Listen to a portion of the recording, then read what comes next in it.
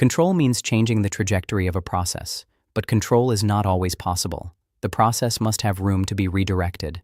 When the process is already at the boundary of failure, there is no room left. The intervention has no margin to work with. This is not a failure of strategy.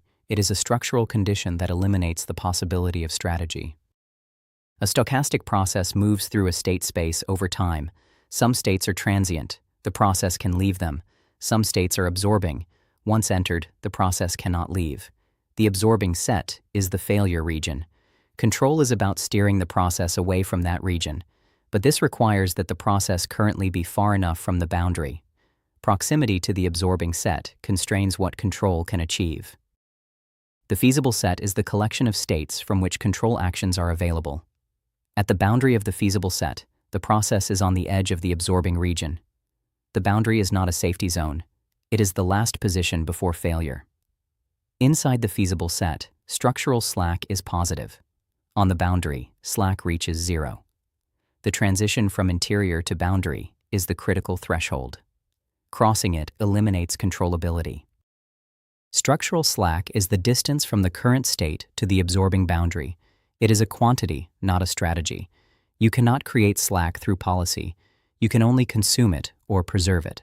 Slack is consumed when the process drifts toward the absorbing set. It is preserved when the process is steered away. The minimum viable slack is determined by the dynamics, not by the controller. A control policy modifies the transition probabilities of the process. It can reduce the probability of moving toward the absorbing set on any given step. But the policy operates only when the current state has positive slack. As slack approaches zero, the ability to alter the trajectory vanishes. At zero slack, any transition leads to absorption with certainty. No policy can redirect a process that has already reached the absorbing boundary. The policy space collapses to the empty set. In the gambler's ruin, wealth is the structural slack. When wealth reaches zero, no betting strategy is possible. The absorbing state is ruin, and it is permanent. In a queue, slack is unused service capacity. When demand permanently exceeds capacity, the queue grows without bound. Stability requires that capacity exceed demand, permanently, not on average. In both cases, slack is a structural property, not a policy choice. Structural slack is the prerequisite for any control strategy to be applicable. When slack is positive, policies can reduce absorption probability.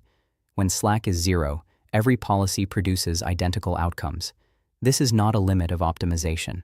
It is a limit of what the structure of the system permits.